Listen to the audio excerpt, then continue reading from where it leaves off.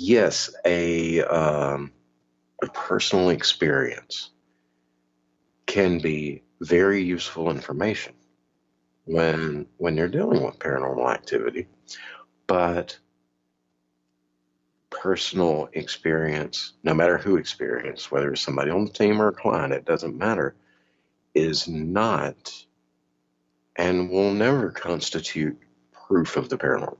Oh, no.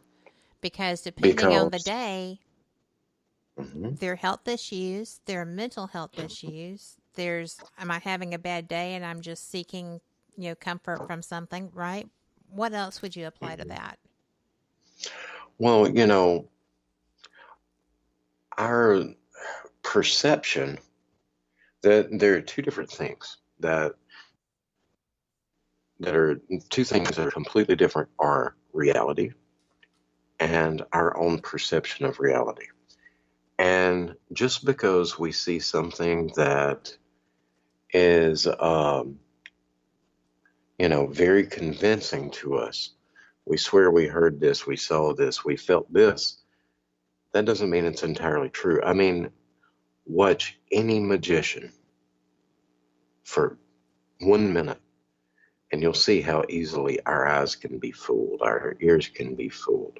We, you know, there's a lot of information that our brains miss, and it likes to fill in the gaps however it can. Yes, that's true. And and we have to be aware of that as investigators. We have to be willing to accept, hey, maybe I'm mistaken.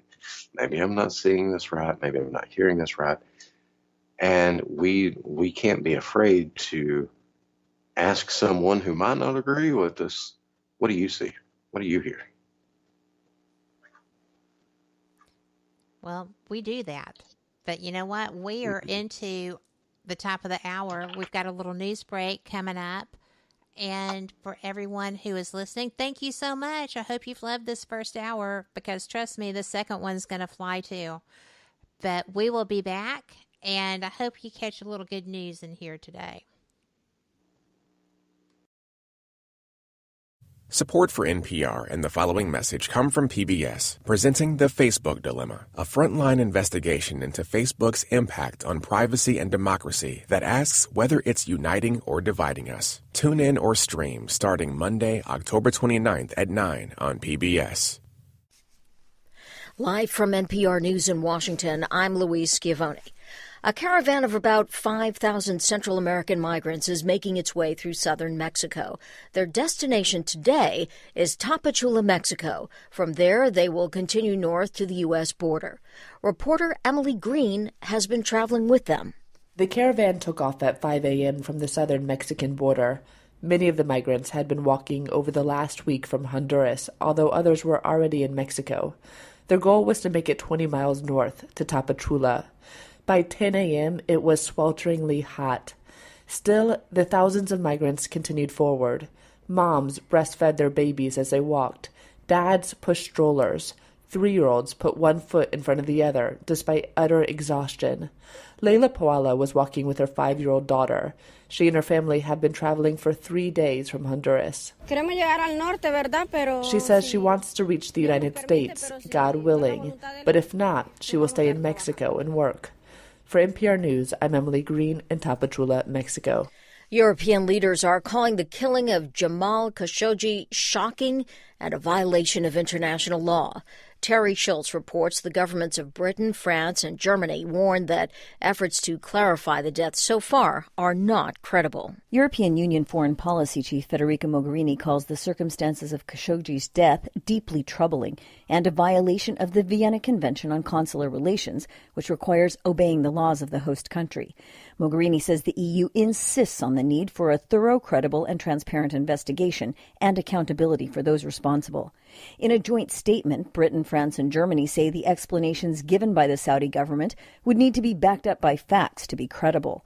They also suggest their future relationship with Riyadh is on the line, saying decisions will be made based on the explanations they receive about the killing and, quote, our confidence that such a shameful event cannot and will not ever be repeated. For NPR News, I'm Terry Schultz in Brussels. Iraqi leaders have signed on to a lucrative arrangement with General Electric and the German company Siemens to develop Iraq's power infrastructure. This after intense maneuvering, NPR's Shannon Van Sant reports. Siemens had been the frontrunner for a reported $15 billion deal with Iraq to supply the country with power generation equipment. But after pressure from the Trump administration, Iraq's government may give some of the work to U.S.-based GE. According to Bloomberg News and the Financial Times, U.S. officials warned Iraq's prime minister not to move forward with Siemens, and that if he did so, U.S.-Iraq relations would be at risk. Alongside the GE deal, the U.S. has also reportedly signed a broader agreement to help Iraq build out its energy sector and make the country energy independent. Shannon Van Sant, NPR News, Washington. This is NPR News. In Afghanistan, 11 civilians have died in a roadside bomb blast. Jennifer Glass reports that IEDs are one of the leading killers in Afghanistan. The family was traveling in a station wagon near Achin, a district that borders Pakistan, when their car struck a bomb planted in the road. All 11, including 6 children, were killed. These kinds of explosives take the lives of 1,000 Afghan civilians each year and have been condemned by the UN because they are indiscriminate. No one has claimed responsibility for the blast. The area in eastern Nangarhar province is home to both Taliban and Islamic State fighters. While the bomb may have been planted for military vehicles, as so often happens here, ordinary Afghans were the ones killed. For NPR News, I'm Jennifer Glass in Kabul. The U.S.-led coalition fighting Islamic State forces struck a mosque in Syria. A coalition statement reported the strike crushed an insurgent command and control center, killing a dozen fighters. The coalition stated that while the law of war protects mosques, the use of the mosque as a military command center nullified its protected status. The attack was reported by local media. Charles Wang, a technology company founder and former owner of the New York Islanders hockey team, has died. He was 74. Wang founded Computer Associates International in 1976. He bought the team with a partner for $190 million. Before that, he'd never been to a hockey game. 2 years ago, Wang sold most of his interest in the Islanders. I'm Louise Schiavone, NPR News, Washington.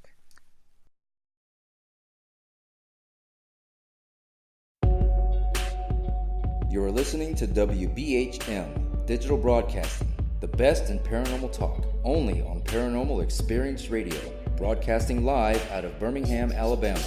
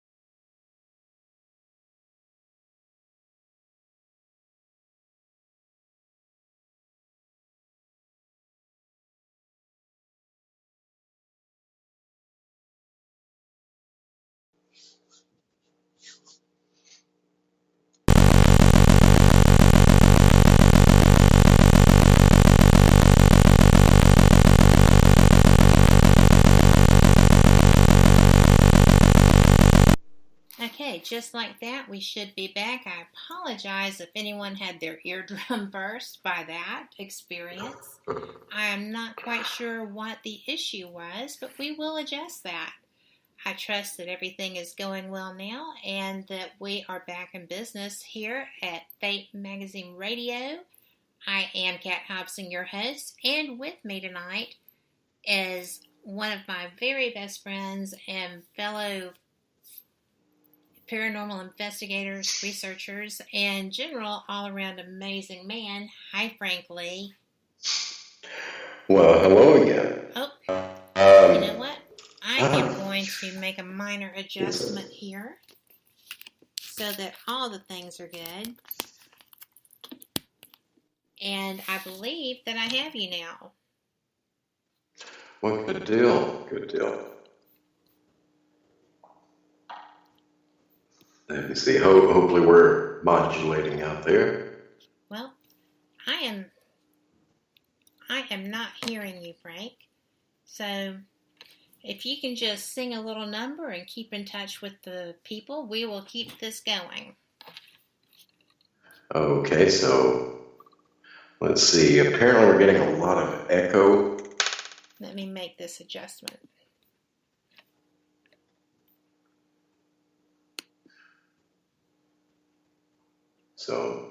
So there's a lot of echo.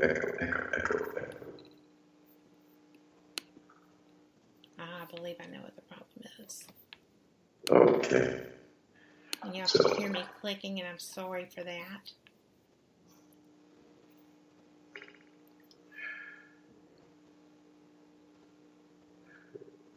So while we're killing time, let me see.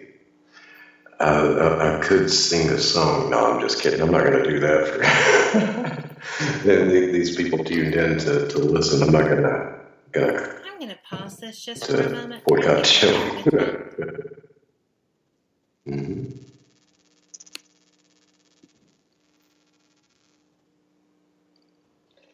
Let's see.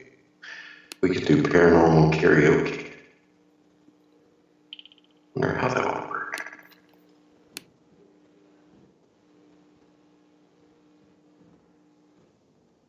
I sure can. You're loud and clear.